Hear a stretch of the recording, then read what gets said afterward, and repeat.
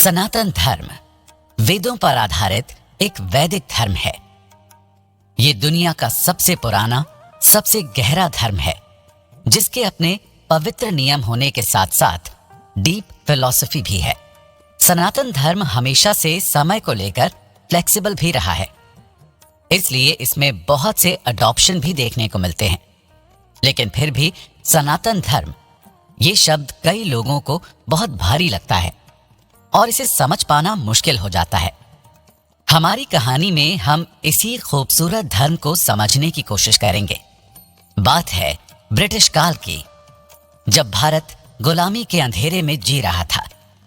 1945 में एक लड़का जतिन शुक्ला इंग्लैंड से वकालत कर भारत वापस लौटा था। इंग्लैंड की चकाचौंध ने उसकी आंखों पर पट्टी बांध रखी थी। वैसे था तो वो ब्राह्मण परिवार का, पर पिछले 16 साल विदेश के रहन सहन ने उसके दिमाग से सब कुछ धुंधला सा कर दिया था। जब से वो भारत आया था, आसपास सनातन धर्म, परंपरा, वैदिक मंत्र, वैदिक रिचुअल्स को फॉलो होते देख रहा था। बचपन की यादें ताजा होने लगी थी।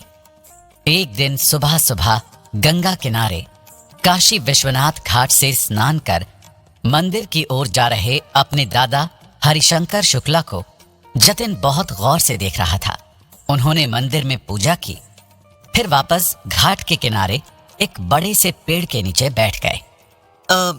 दादाजी, आपको मालूम है कि हमारे धर्म को लेकर विदेश में बहुत सवाल उठाए जाते हैं।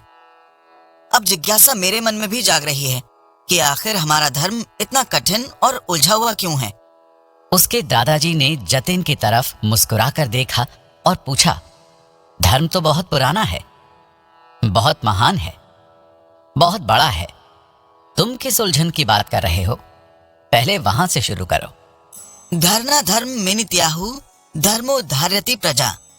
हमारे धर्म को इस एक लाइन से परिभाषित करने की कोशिश की जाती है। मैं जानना चाहता हूँ इसका मतलब क्या है। मैं शुरुआत से अंत तक अपने पूरे धर्म को समझना चाहता हूँ, वो भी वेदों की नजर से। उसके दादा हरिशंकर शुक्ला काशी के प्रखर विद्वान थे, लेकिन स्वभाव से बहुत सहज और सरल। उन्होंने अपने पोते से वादा किया कि वो वैदिक धर्म और सनातन धर्म की हर एक परंपरा, हर एक फिलॉसफी को जतिन के सामने बहुत ही आसान शब्दों में रखेंगे।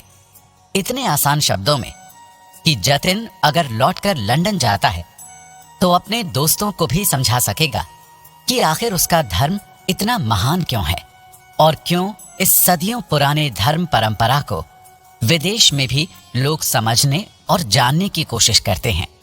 जतिन की तरह अगर आप भी सनातन धर्म को शुरुआत से अंत तक समझना चाहते हैं, इसकी फिलॉसफी को बहुत ही आसान भाषा में समझाना चाहते हैं, अगर आप जानना चाहते हैं ईश्वर, जन्म, कर्म, दान, ब्रह्मांड, संस्कार, श्रद्धा, पूजा, सत्य, असत्य, आनंद, भावना को लेकर हमारा ये धर्म क्या कहता है, तो हमारे साथ बने रहिए, क्योंकि बहुत ही आसान शब्दों में हम सनातन धर्म की फिलॉसफी को इस खास शो के जरिए एक्सप्लेन करने वाले हैं।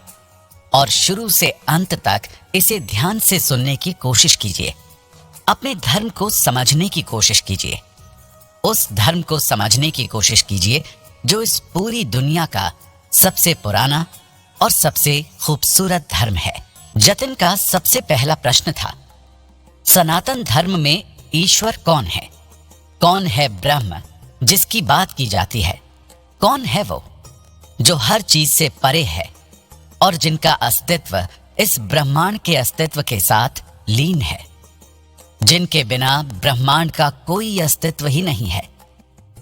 हरिशंकर शुक्ला मुस्कुराने लगे। उन्होंने मुस्कुराते हुए जतिन से कहा, तुम्हें पता है, उपनिषदों के अनुसार एक बार नचिकेता ने ऐसा ही प्रश्न यमराज से भी पूछा था। अब ये नचिकेता कौन है? ये सोचकर जतिन कंफ्यूज हो गया। उसने क्यूरियस होते हुए पूछा, ये नचिकेता कौन है? अरे नचिकेता को छोड़ो, कभी और इस पर जरूर बात करेंगे। नचिकेता उपनिषद का एक बेहद खूबसूरत पात्र है। जिसके मन में भी तुम्हारी तरह हजारों सवाल घुमा करते थे। पर फिलहाल हम नचिकेता को नहीं, ब्रह्म को समझने की कोशिश करेंगे। काशी घाट से घर का रास्ता नापते हुए हरिशंकर शुक्ला ने बहुत ही आसान शब्दों में अपने पोते जतिन से कहना शुरू किया। देखो जतिन, ध्यान से सुनो जरा। ब्रह्म असीमित है। ब्रह्म को तुम अंग्रेजी भाषा में इन्फिनिटी, सुप्रीम पावर भी कह सकते हो, जो ज्ञान से भी परे है।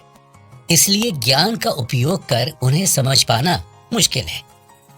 अगर वेदों की बात करें तो ब्रह्म एक स्वर है, वो स्वर जिससे पूरी दुनिया की उत्पत्ति हुई है, और उस स्वर को हम ओम के नाम से जानते हैं। ब्रह्म हर चीज में है और हर चीज ब्रह्म से ही है। यहां कंफ्यूज होने की जरूरत नहीं। हम ब्रह्मा की नहीं बल्कि वेदों में बताए गए सुप्रीम पावर ब्रह्म की बात कर रहे हैं, जिसे समझे बिना सनातन धर्म को समझा ही नहीं जा सकता। ब्रह्म को ही परमात्मा कहा जाता है। अलग अलग उपनिषदों, वेदों में ब्रह्म की अलग अलग परिभाषाएं दी गई हैं। वो जिसने इस ब्रह्मांड को बनाया है, वो जो हर बुराई से दूर है, वो जिसके बिना इस ब्रह्मांड का अस्तित्व नहीं है, वो जिसके बिना हमारा अस्तित्व नहीं है, वो जो हमारी आत्मा को खुद में मिला देता है, वो जिसे हम जानकर भी कई बार नहीं समझ पाते, वो ब्रह्म है। वो जो हर एक आत्मा में निवास करता है, लेकिन अहंकार की पट्टी बंधे होने के कारण हम उसे समझ नहीं पाते हैं। वो जो जन्म और मृत्यु से परे है, वो जो हर गुण और अवगुण से परे है, वही ब्रह्म है। गीता में भी ब्रह्म को ओमकार स्वरूप बताया गया है। ब्रह्म सगुण भी है और निर्गुण भी है, यानी तुम इसके गुणों की व्याख्या भी कर सकते हो और नहीं भी कर सकते हो। ब्रह्म ही अंधकार है और ब्रह्म ही उजाला है। ब्रह्म ही कारण है और ब्रह्म ही करता है। इस दुनिया में जो कुछ भी हो रहा है, ये प्रकृति जो तुम अपने आसपास देख रहे हो, उस प्रकृति का मूल भी ब्रह्म है। अगर ब्रह्म की प्रकृति को समझना है, यानी ब्रह्म के नेचर को समझना है, तो तुम उन्हें सत्य, चित्त और आनंद, इन 3 शब्दों से समझ सकते हो। सत्य यानी वो जो सत्य है, चित्त यानी वो जो सबसे ज्यादा इंटेलिजेंट है, जिससे ज्यादा इंटेलिजेंट इस दुनिया में कोई हो ही नहीं सकता। पूरी दुनिया का ज्ञान जिसके अंदर समाया हुआ है, बल्कि पूरी दुनिया का ज्ञान उनसे ही निकला हुआ है। और आनंद अर्थात सबसे ज्यादा आनंदित रहने वाला, इतना आनंदित कि आनंद की परिभाषा ही खत्म हो जाए, वो है ब्रह्म। वेदों में अहम ब्रह्मास्मि जैसे महाकाव्य मिलते हैं, जिसमें कहा जाता है कि मैं ही ब्रह्मा हूं। इसका मतलब है कि आत्मा ही ब्रह्म है। लेकिन कई बार इसका गलत अर्थ भी निकाला जाता है। जब आप अपने सारे दुर्गुणों को त्याग कर, खास तौर पर अपने अहंकार को खुद से दूर कर, शांत मन से पूर्ण रूप से समर्पित होकर ब्रह्म को समझने की कोशिश करते हैं, तो आप खुद ब्रह्म बन जाते, क्योंकि तब आप तमस, राजस और सात्विक तीनों गुणों से परे हो जाते। ब्रह्म एक विश्वास है जिसके बिना हम भी जीवित नहीं रह सकते, और ब्रह्म वो ध्वनि है जिसके बिना यह ब्रह्मांड जीवित नहीं रह सकता, जिसके बिना ब्रह्मांड का कोई अस्तित्व ही नहीं है। मनुस्मृति में इस ब्रह्म और परमात्मा की क्रिएटिव शक्ति को देवी या माया कहा गया। वो माया जो ब्रह्म की इच्छा अनुसार इस दुनिया की रचना करती है, जिसके बंधन में फंसकर कई बार हम इस ब्रह्म को भूल जाते।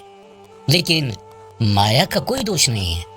माया तो हमें इस दुनिया में लाती है, दोष हमारे अहंकार का है। उस माया को शिव की पत्नी उमा से भी जोड़कर देखा जाता है। माया परमात्मा की परमेश्वरी है, महाविद्या है, ब्रह्मज्ञानी है। उनकी ताकत के बिना सब शून्य है। ब्रह्म ही जब पुरुष और प्रकृति का रूप लेते हैं, तब इस दुनिया का निर्माण होता है। तब उस गोलाकार ब्रह्मांड से इतनी खूबसूरत और डाइवर्स दुनिया बनती है। वेदांत, वेद, उपनिषद, गीता, महाभारत, रामायण, हर जगह ब्रह्म की बात की जाती है। ब्रह्म ही परम सत्य है। उनसे ज्यादा पवित्र इस दुनिया में कुछ भी नहीं है। और अगर आप खुद को सनातन धर्म का फॉलोअर्स यानी सनातनी कहना चाहते हैं, तो आपको समझना होगा कि हर एक जीव ब्रह्म का ही अंश है और उस ब्रह्म को आप अहंकार की पट्टियां खोलकर ही समझ सकते हैं। उसके बाद आपको कुछ भी समझने की जरूरत नहीं होती, क्योंकि आप आत्मा परमात्मा से जुड़े हुए हैं। हमने ब्रह्म की बात की तो हमने आत्मा की भी बात की, और कहा जाता है कि आत्मा न मरती है न खत्म होती है। मृत्यु के बाद आत्मा फिर से एक नया जन्म लेती है, और ये कॉन्सेप्ट सिर्फ सनातन धर्म में मौजूद है। तो चलिए सनातन धर्म की फिलॉसफी पुनर्जन्म को समझने की कोशिश करते हैं।